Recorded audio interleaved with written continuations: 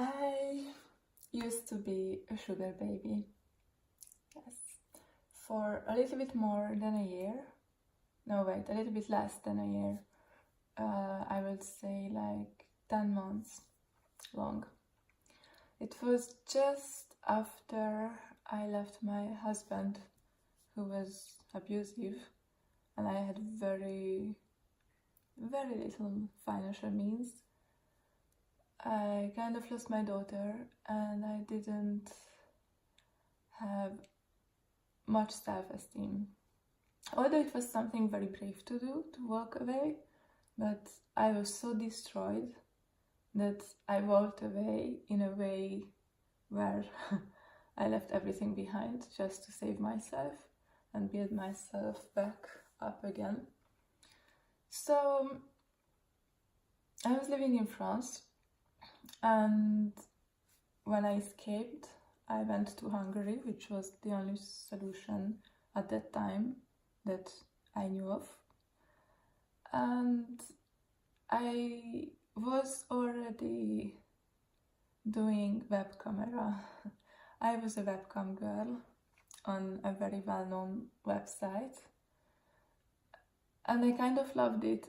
I didn't make big money. I kind of sucked at it, honestly. I just made people laugh and I had some fun, but that was about it. I really loved the safety that the screen provided, so that I knew nobody can touch me, and I was kind of prepared to people treating me bad, but I was like, it wouldn't get to me because at home I'm treated so bad, like I'm not even human, or like I don't even exist, so someone I don't love cannot hurt me.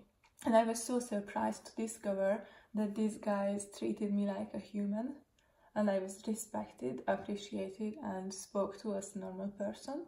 And I had really good conversations. Yeah, fall in love with a webcam guy who didn't love me fully back. Tried to leave my husband. He wasn't very happy about it, but I do understand. I mean, of course. I mean, I still feel some shame about that, because I did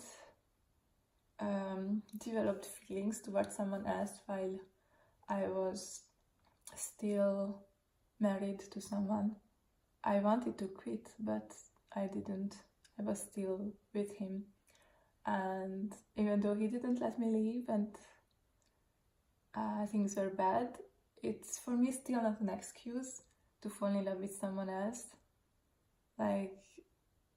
Yeah, so I do beat myself up for that. And when I left, I thought I will continue this and I will just find a job, but I had nothing, and I had to build up my life to be able to come back to France and take care of my child. And someone told me, why don't you become a sugar baby? To which I said, no way, no fucking way. I'm not gonna let people touch me. And then I realized, well, I had some needs, physical needs. My heart was completely broken. I didn't want to date. And I said to myself, wait, it's like dating but without feelings. I can find nice guys and experience some kindness and tenderness, and also save up money and build back up my life. So that's what I did. And I did have a decent job during this time for like 3 or 4 months. During these 10 months I did sugar baby stuff.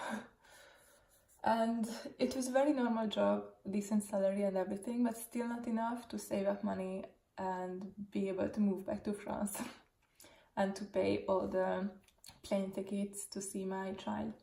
So I had about two, how do I call that?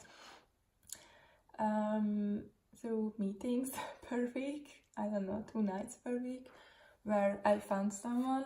I had a fixed sugar daddy who wanted to see me every week, and I told him, I was very open and honest. I was like, I'm not interested into having only one. I do want to have someone else too. I didn't find another fixed one, so I tried to go out with the same ones, but like my second of the week was kind of someone I could find. And at the beginning, it was really, really empowering. I felt like I gained back the power over my body, that I normalized pleasure, and that I can do with it whatever I want, because it's mine, it's my body, and it's not someone else's choice what I do with it. Because during my abusive relationship, I really felt like I belong to someone else, and I don't have any power over my body. So the first few months were human connections, really nice human connections. People opened up, and I really treasured them, and I felt loved and appreciated, and they were nice about the money. Like, they slipped it into my handbag, or I even received like stuffed animals with the money in it. You know, it was never really humiliating. It didn't feel humiliating at the beginning. I still don't know what I think about prostitution, really. I have very mixed feelings about it. I do think you should do whatever you want. I do think it should be legalized. But I also know that for me, it became something I hurt myself with, because I was separating my body and soul, and it was very painful and very hard because I gave everything at each session. I kind of put myself into a mindset where I tried to imagine how it would be to love that person and really give him everything and be the ideal woman for this person. And it was mentally and physically exhausting, and I couldn't have ever done more than 2 per week. Impossible, like no way. It was already like at the limit. Mentally I couldn't. And also I wasn't sleeping much because it's so much work. You have to keep up with the texts, the messages, look for new ones. I don't know, it's just so much more work than you will think. You have to take care of yourself mentally and physically to be in a good mindset for them. Yeah. So I started to realize that I don't really agree with putting a price on me. That it started to feel weird. I was like, why? How can you put a price on something priceless, something that normally you just give because you want to give? And these people all thought that they could ask for feelings by paying more. And it really hurt my feelings that they think like that. And I tried to kind of show them the opposite, but I couldn't convince them. And then I realized I cannot change them, and I don't think like these people. I decided I will stop. Also, it just became really painful for me. Like, I was crying a lot before and after, and I realized I have a sex addiction, a very serious one. It was completely out of my control. I just needed to get my fix 2 times per week. I know it doesn't sound like a lot, but like, I was shaking when I didn't get it, and I just didn't really care if I put myself into a dangerous situation or anything. Really. Yeah, I made about, well, in Hungary, the quality of life is different, money is different, but in euros, I would say I made about 100 euros per session, and that's quite good money. 150 sometimes. That's quite good money in Hungary. I thought I'm being like a high-end prostitute, but I never felt like I am that. I called myself a sugar baby, and my sugar daddies were saying that they compensate me for my time, and I know these are just euphemisms and it's still a money for sex service exchange, but I was kind of like brainwashing myself into thinking it wasn't, and they were really nice to me, and it was my choice.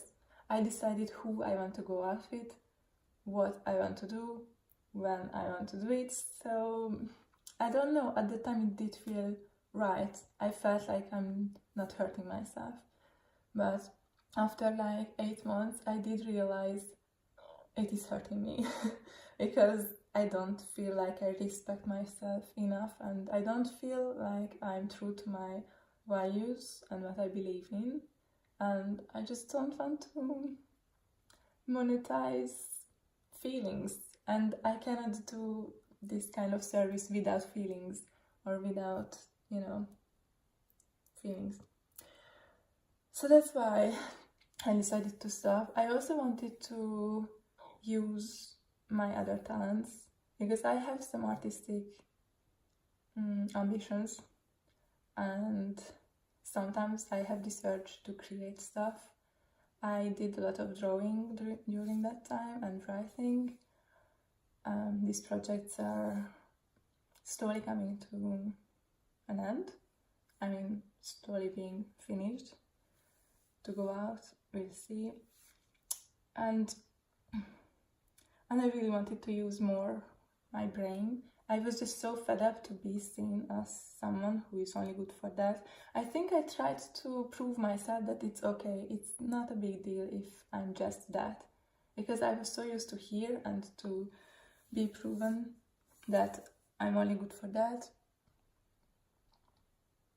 that I wanted to prove myself that it's okay if I'm only an object who gives pleasure, and that's a good thing because I do something good, I give, and I make people feel better and be better. But I needed to stop because I wanted to feel like I realized actually it was really good because I did realize that I'm more than that, much more, that I have skills like social skills and human relation skills and all of the things I learned at university and during my life, and my language skills that I can put to use, and it would make me feel even prouder and better about myself, and this is something that gives me more pleasure. So I went into that direction, and today I'm done with that, even though I'm still an exhibitionist and I still feel like I need to be seen. I need to be seen because otherwise I just don't exist.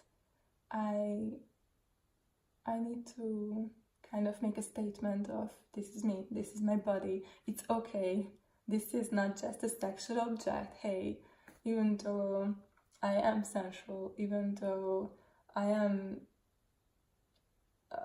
have this vibration going on, I'm so much more.